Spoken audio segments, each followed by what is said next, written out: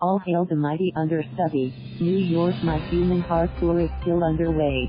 As of this writing, I've just finished the first of my 2 performances in New York City at the gorgeous Sony Hall. Today, the tour heads to Arizona for more performances, followed by stops in Denver, Los Angeles and Vancouver. The tour has been going swimmingly well, and I'd like to thank all the audiences who have come to see us. Last week, I had a small break in between performances to give a couple of masterclasses.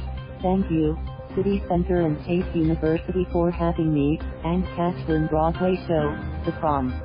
Currently running at the Longacre Theater, the show is about a bunch of narcissistic Broadway performers, Ashmanskas as Barry Glickman, Beth Leavel as Dee Dee Allen, Christopher Siebert as Trent Oliver, and Angie Shworer as Angie, who hears about a lesbian high school student named Emma Kinnunen, who's unable to take her girlfriend Alyssa, Isabelle McCalla, to the prom. At the opening night party of their show, just when the critics declare it a flop, Barry and Dee Dee hear about the prom, and decide to make Emma their pot. At first, they do it for whatever positive publicity they're able to glean from it.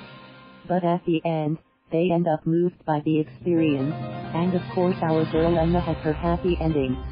For the entire first act, all things go uneventfully, when understudy is announced, David Josefsberg, going on for Josh Lamon in the role of publicist Sheldon Saperstein. However, after one production number, the curtain starts coming down. An announcement then goes over the speakers. The role of Emma will now be played by Gabi Campo.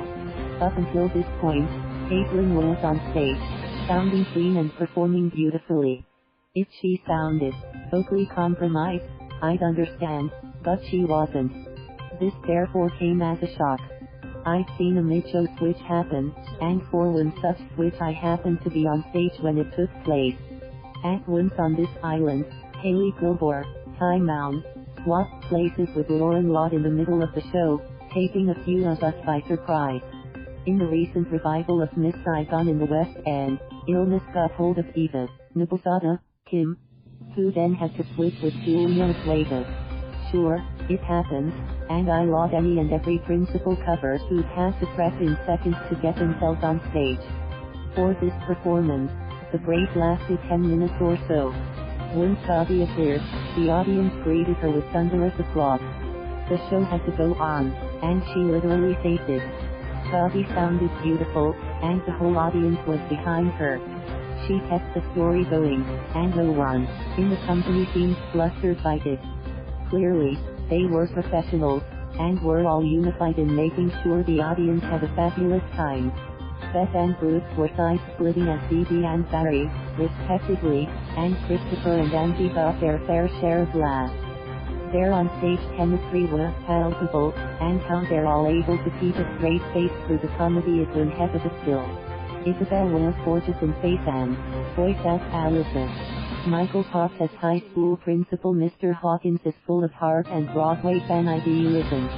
Courtenay Collins as Alyssa's mother was, although the anti-hero of the show, played her as a three-dimensional parental character we could empathize with, even though we didn't agree with her. And David Josefsberg was fantastic. Many kudos to those whirling dervishes in the ensemble. You're all beyond incredible.